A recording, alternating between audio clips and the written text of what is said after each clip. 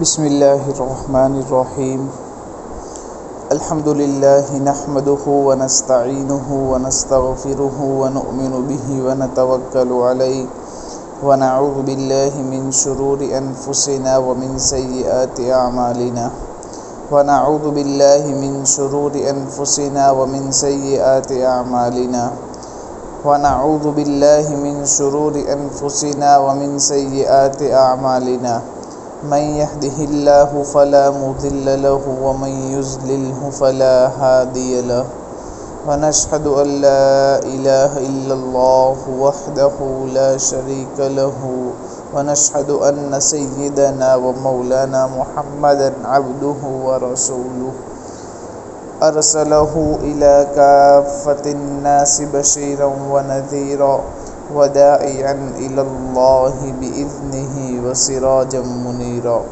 صلى الله تعالى عليه وعلى آله وأصحابه وبارك وسلم تسليما كثيرا كثيرا أما بعد فأعوذ بالله من الشيطان الرجيم بسم الله الرحمن الرحيم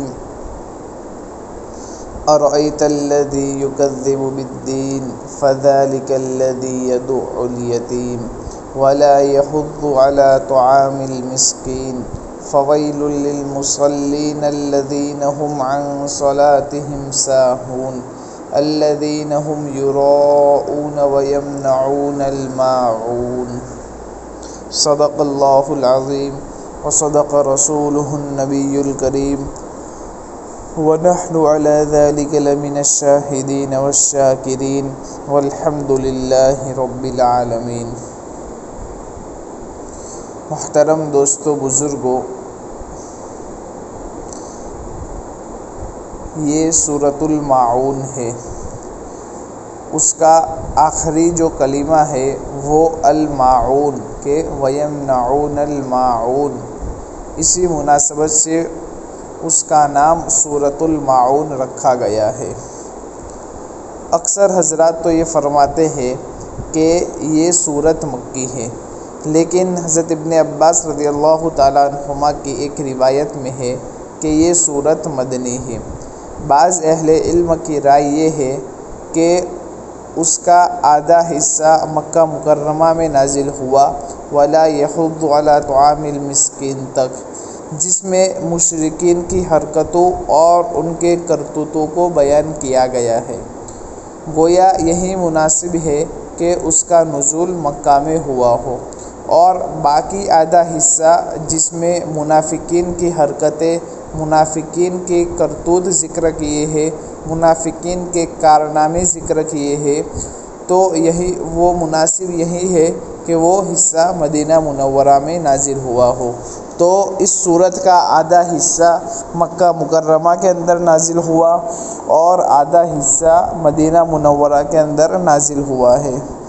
اوپر والا جو آدھا حصہ ہے اس کے شان نزول کے سلسلے میں اختلاف ہے، یعنی جو مکہ مکرمہ کے اندر نازل ہوا ہے اس کے شان نزول کے اندر کچھ اختلاف ہے۔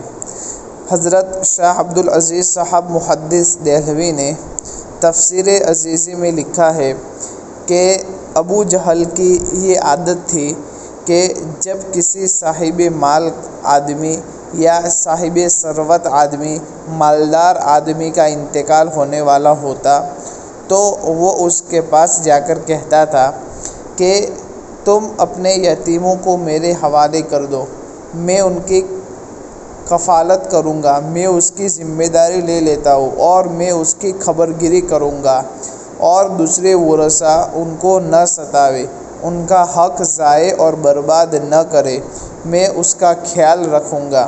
اس طرح مرنے والے سے ان کے یتیموں کی ذمہ داری خود لیتا تھا، اور اس طرح ان کے مال پر وہ قابض ہو جاتا تھا، ان کے مال پر قابو جما لیتا تھا اور اس کے مال کا وہ مالک بن جاتا تھا، اور اس کے بعد ان یتیموں کے حقوق کو وہ ضائع کرتا تھا، ان کو ننگا بھوکا چھوڑ دیتا تھا۔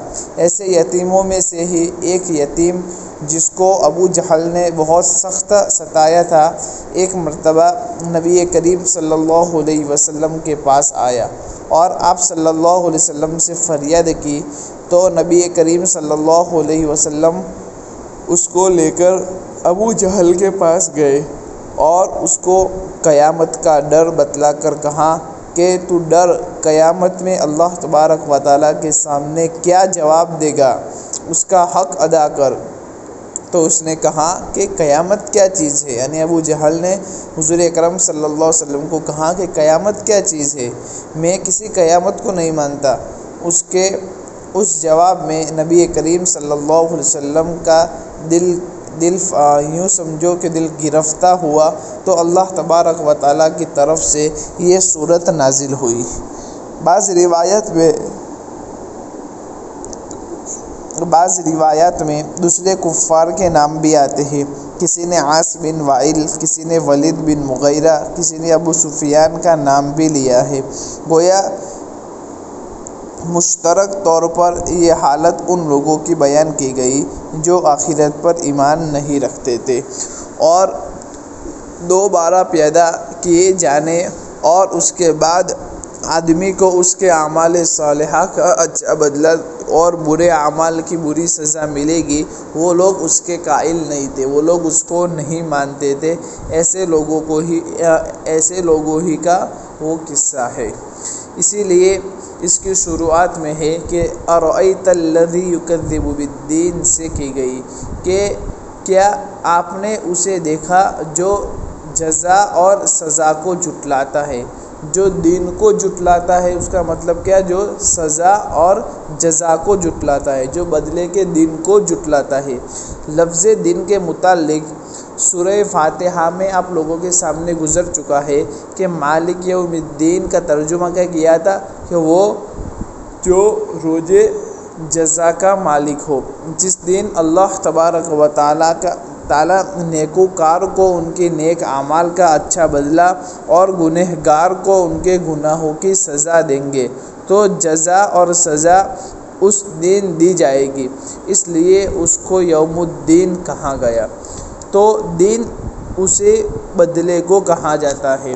گویا باری تعالیٰ نبی کریم صلی اللہ علیہ وسلم کو خطاب کرتے ہوئے فرماتے ہیں کہ کیا آپ نے اس آدمی کو دیکھا جو جزا اور سزا کو جھٹلاتا ہے، یعنی جو اس بات کو تسلیم نہیں کرتا کہ مرنے کے بعد دوبارہ زندہ کیے جائیں گے، اور اس دوسری زندگی میں جن لوگوں نے نیک اعمال کیے تھے ان کو نیک اعمال کا اچھا بدلہ ملے گا، اور جن لوگوں نے گناہ کیے تھے، برے اعمال کیے تھے، اللہ تبارک و تعالیٰ کو ناراض کیا تھا، تو ان کو ان کے گناہوں کی سزا ضرور بھگتنی پڑے گی، اور ان کو سزا اس کے اعمال کی دی جائے گی۔ محترم دوستو، بزرگوں، ہم دنیا میں دیکھتے ہیں کہ ایک آدمی زندگی بھر اچھے اور نیک اعمال کا اہتمام کرتا ہے، لیکن اس کے باوجود اس کی زندگی کے دن تکلیفوں میں گزرتے رہتے ہیں۔ ان نیک اعمال کی وجہ سے اس کو دنیا میں کوئی بھلائی پہنچی ہو، اچھے حالات آئے ہو، ایسا نظر ہی نہیں آتا۔ اور بسا اوقات دیکھتے ہیں کہ ایک ظالم ہے، بدکار ہے، اپنی بدکاری اور ظلم و زیادتی میں پھل پھول رہا ہے، لوگوں کو ستا رہا ہے، لوگوں کے ساتھ ظلم و زیادتی کا معاملہ کرتا ہے، پوری زندگی اسی طرح اس نے گزار دی، اور ہمیں کچھ ایسا نظر نہیں آتا کہ اس کو ان برے کاموں کی وجہ سے دنیا میں کوئی تکلیف پہنچتی ہو۔ تو اگر دوبارہ زندہ ہونے والے نہیں ہے تو پھر ان کا کیا مطلب؟ باری تبارک و تعالیٰ خود قرآن پاک کے اندر فرماتے ہیں افمن کان مؤمنا کمن کان فاسقا لا یستوون، کہ جو ایمان والا ہے بھلا وہ فاسق اور بدکار کی طرح ہو سکتا ہے؟ دونوں برابر ہرگز نہیں ہو سکتے۔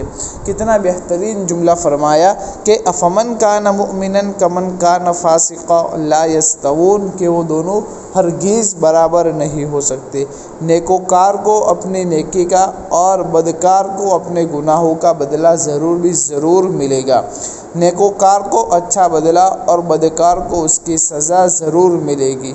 گویا ایک قدرتی نظام ہے، اس کا تقاضا یہ ہے کہ دوبارہ زندگی ہو، آدمی دوبارہ پیدا کیا جائے، یہ اس کی عقلی دلیل ہے۔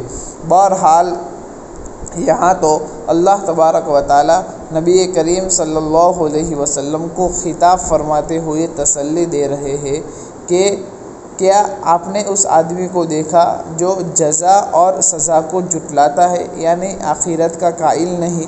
اب ظاہر ہے کہ جو آخرت کا قائل نہیں ہے تو اس سے یہ امید رکھنا کہ وہ حقداروں کے حق کو ادا کرے گا، یہ سب امیدیں رکھنا اس کے سلسلے میں فضول ہے۔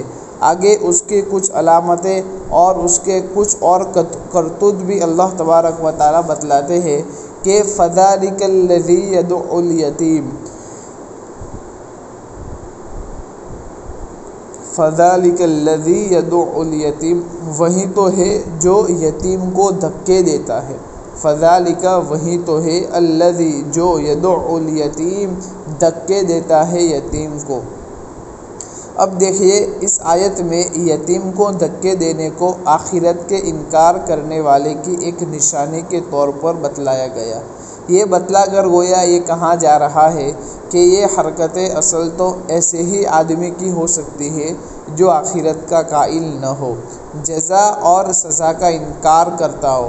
اگر کسی مومن میں بھی پائی جاتی ہے تو اس کے ایمان کا تقاضا یہ ہے کہ اس میں یہ چیز ہونی نہیں چاہیے، یہ حرکت اصل تو کافر ہی کی ہونی چاہیے۔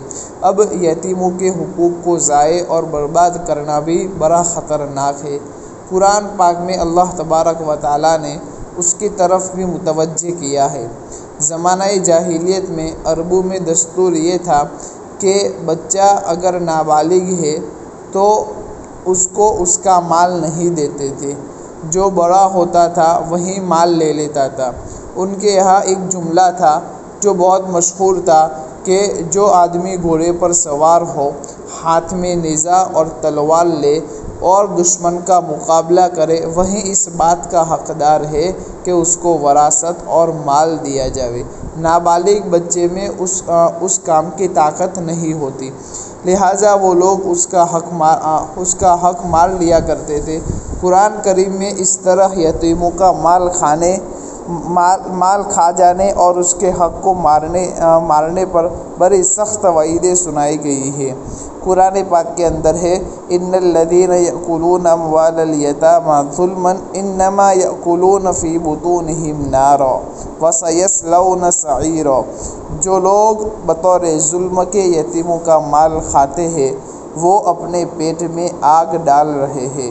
انما یأکلون فی بطونہم نارا، کہ وہ اپنے پیٹ میں آگ ڈال رہے ہیں اور وہ عنقریب جہنم میں داخل ہوگے۔ وسیصلون سعیرا، اور وہ عنقریب جہنم میں داخل ہوں گے۔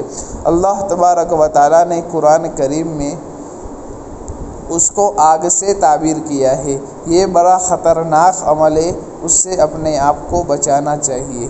دیکھیے ہمیں اپنے معاشرے کا جائزہ لینا چاہیے۔ ہمارے معاشرے میں کوئی کہنے اور ماننے کے لیے تیار ہی نہیں ہوگا کہ میں یتیم کا حق کھاتا ہوں، لیکن معاشرہ میں کچھ سلسلے جاری ہوتے ہیں۔ عام طور پر ایسا ہوتا ہے کہ جب کسی آدمی کا انتقال ہوتا ہے تو فوری طور پر وراثت تقسیم نہیں کی جاتی، بلکہ اگر ان سے کہا بھی جائے تو اس طرح کہتے ہیں کہ بھائی شریعت کا حکم ہے جب کسی کا انتقال ہو جاوے تو اس کے مال میں وارثوں کے جو حصے رکھے ہیں اس کے مطابق اس کو فوری طور پر تقسیم کرے کہ ہر ایک حصے دار کو اس کا حصہ اور ہر ایک حقدار کو اس کا حق پہنچ جاوے، اس کو اپنا حصہ اور اپنا حق مل جاوے۔ تو لوگ کہتے ہیں کہ اے مولانا صاحب ابھی تو کفن بھی میلا نہیں ہوا اور آپ اب بانٹنے کی بات کرتے ہو، یہ تو یوں سمجھو کہ پاگل پن کی بات ہوئی۔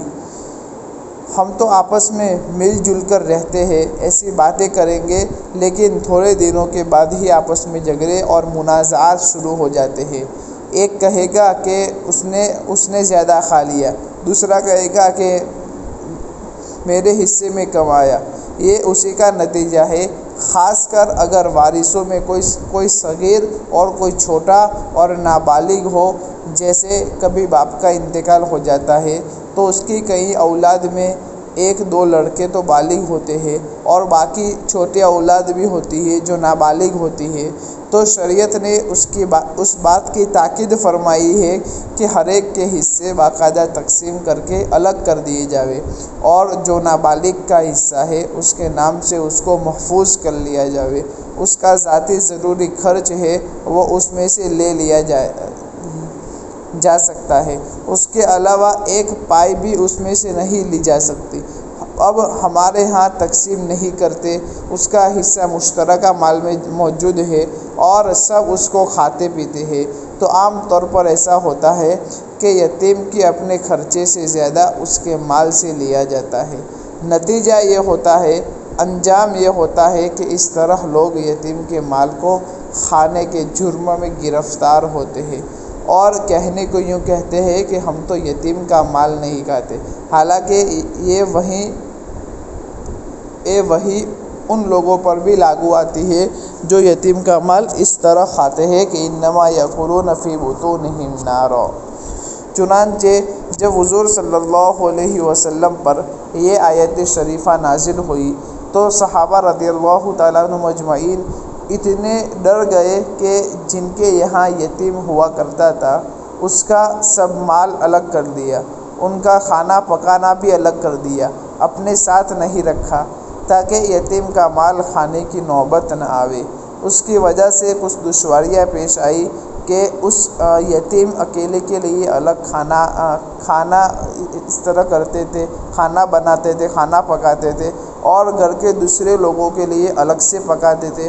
اس پر اللہ تبارک و تعالیٰ نے قرآن میں تنبیہ بھی فرمائی اور کہا کہ وَإِن تُخَالِطُوهُمْ فَإِخْوَانُكُمْ وَاللَّهُ يَعْلَمُ الْمُفْسِدَ مِنَ الْمُصْلِحِ۔ یہ سورہ بقرہ کی آیت ہے کہ اگر مل جل کر رہتے ہو تو وہ تمہارے دینی بھائی ہے، جو یتیم کے مال کو بگاڑنا چاہتے ہیں، جو اس کو ٹھیک رکھنا چاہتا ہے، اس کو اللہ تبارک و تعالیٰ خوب جانتا ہے۔ یعنی جس کے دل میں یتیم کے مال کی حفاظت کی نیت ہے اس کو اللہ تبارک و تعالیٰ خوب اچھی طرح جانتا ہے۔ اس لیے اگر مقصد یتیم کے مال کو ضائع ہونے سے بچانا ہو اور الگ سے پکانے کی صورت میں اس کا خرچ زیادہ ہوگا تو مال ملانے میں کوئی حرج نہیں، کیونکہ ایک آدمی کا کھانا الگ سے پکائیں گے تو خرچ زیادہ ہونے ہی والا ہے۔ ہاں، حساب پکا رکھو تاکہ ضرورت سے زیادہ خرچ اس کے حصے میں نہ ڈالا جاوے۔ بہرحال جب یہ آیت شریفہ نازل ہوئی تو پھر صحابہ رضی اللہ تعالیٰ عنہ مجمعین نے ان یتیموں کا حصہ ساتھ کیا۔ حاصل یہ ہے کہ شریعت مطہرہ نے یتیم کے معاملے میں بہت تاکید فرمائی ہے۔ عام طور پر بچوں کا ہدیہ بچوں کے نام سے آتا ہے کہ یہ فلاں کے لیے ہے، اب وہ باپ کے پاس ہے تو باپ ہونے کے باوجود اس بچے کے مال کو اس کی حقیقی ضرورت کے علاوہ میں استعمال نہیں کر سکتا۔ اگر کرے گا تو وہ زیادتی کرنے والا قرار دیا جائے گا۔ نابالغ کے مال میں بڑی احتیاط برتی گئی ہے، اس کا خاص خیال رکھنا چاہیے، اس کا خاص لحاظ رکھنے کی ضرورت ہے۔ فقہا نے یہاں تک لکھا ہے کہ آپ نے اپنے بچے کی نیت سے کپڑے بنوائے، جب اس کو پہنائے تو اس کو ہو گئے، بڑا ہونے کے بعد اسی کے کپڑے جس کا سائز چھوٹا پڑ گیا اس کے بعد والے بھائیوں کو دے دیتے ہیں تو یہ جائز نہیں ہے، کیونکہ یہ اسی نابالغ بچے کی ملکیت ہے، آپ کو اس میں تصرف کرنے کا کوئی بھی حق داخل نہیں ہے۔ اگر آپ دینا چاہتے ہو تو اس کی موجودہ حقیقی قیمت تجویز کرو، اتنی قیمت اس کے نام پر الگ جمع کرو، پھر وہ کسی اور کو دے دو۔ اسی لیے فقہا نے احتیاط اسی میں لکھا ہے کہ کہ بچوں کو باقاعدہ مالک قرار نہ دیا جاوے، اپنے ملکیت میں رکھتے ہوئے ان کو پہنایا جاوے۔ بہرحال شریعت نے احتیاط کا پہلو مد نظر رکھا ہے، لیکن عام طور پر ہمارے یہاں اس کو نہیں دیکھا جاتا۔ بچوں کے لیے ہدیے، پیسے اور بہت سی چیزیں آتی رہتی ہیں۔ عام طور پر عورتیں ان کے ہدیے کے پیسے خرچ ہی کر ڈالتی ہیں۔ یہ بہت خطرناک چیز ہے، کل قیامت میں حساب دینے کا وقت آئے گا تو پتہ چلے گا۔ بہرحال یہ نابالغ کا مسئلہ ہے جو بہت کٹھن ہے۔ یہ تو مطلق نابالغ کی بات ہوئی، اور اگر نابالغ یتیم ہے، جیسے شوہر کا انتقال ہو گیا، چاہے بچے کی ماں ہے لیکن بچہ تو نابالغ ہونے اور باپ کے انتقال ہو جانے کی وجہ سے یتیم ہے، اس کا مسئلہ بڑا سنگین اور بڑا خطرناک ہے۔ تو اللہ تبارک و تعالیٰ فرماتے ہیں فَذَلِكَ الَّذِي يَدُعُّ الْيَتِيمَ، وہی تو ہے جو یتیم کو دھکے دیتا ہے۔ ذرا ہمیں بھی اپنا جائزہ لینے اور سوچنے اور دیکھنے کی ضرورت ہے کہ کہیں ہم اس وعید میں تو داخل نہیں ہوتے۔ ہر آدمی اپنے آپ کو دیکھ لے، اپنے آپ کو ٹٹولے، اپنے دل سے پوچھے، اپنے حالات کا جائزہ لے لے وے۔ اس کے بعد ہے وَلَا يَحُضُّ عَلَىٰ طَعَامِ الْمِسْكِينِ، اور وہ مسکین کو کھانا دینے کی ترغیب نہیں دیتا۔ یعنی اصل میں یحض ہمارا ابھارنا ہوتا ہے، یہاں ہے ترغیب دینا۔ ولا یحض، اور وہ ترغیب نہیں دیتا علی طعام المسکین، مسکین کے کھانے کی، یعنی کسی غریب کو کھانا کھلانے اور دینے کی ترغیب نہیں دیتا۔ خود تو کیا کھلاتا، کسی دوسرے کو بھی یہ نہیں کہتا کہ غریبوں کو کھلاؤ۔ یعنی وہ اس درجے کا بخیل ہے کہ اگر ایک آدمی استطاعت نہ ہونے کی وجہ سے غریبوں کو کھانا نہیں کھلاتا تو کوئی حرج نہیں، گنہگار نہیں ہوگا۔ لیکن اگر ایسا کوئی موقع ہو کہ مسکین اور غریب بھوک میں مبتلا ہو، بھوک سے بلبلاتا ہو، حاجت مند ہو، ضرورت مند ہو، تو لوگوں کو ان کو کھلانے کی ترغیب دینی چاہیے، مصیبت زدہ کی مصیبت دور کرنے کی ترغیب دینی چاہیے۔ البتہ یہ جانتا ہے کہ میں اس شخص کو ترغیب دوں گا تو اس میں کوئی اثر ہونے والا نہیں ہے، بلکہ الٹا ناراض ہوگا، تو اس کو ترغیب دینا ضروری نہیں ہے۔ ایسے لوگ جن سے امید اور توقع ہو ان کو ترغیب دی جا سکتی ہے، اور اگر بھوک کی وجہ سے بالکل مرنے کے قریب ہو جاوے تو اگر طاقت ہو تو خود کھلانا، ورنہ دوسروں کو ترغیب دینا واجب لکھا ہے۔ فقہائے اعظام نے اس کو واجب تک لکھا ہے۔ بہرحال جزا اور سزا کا انکار، یتیم کو دھکے دینے والا اور مسکین کو کھانا کھلانے اور کھانا دینے کی ترغیب نہ دینا، یہ تین باتیں مشرکین کے متعلق بتلائی گئی جو شروع کی 3 آیت کے اندر تھی۔ اب انشاءاللہ یہاں آج کی مجلس ختم کرتے ہیں۔ انشاءاللہ آئندہ کل فویل للمصلین والی جو آگے کی آیتیں باقی ہے اس کی تفسیر انشاءاللہ آئندہ کل ہم کریں گے۔ وآخر دعوانا ان الحمد للہ رب العالمین۔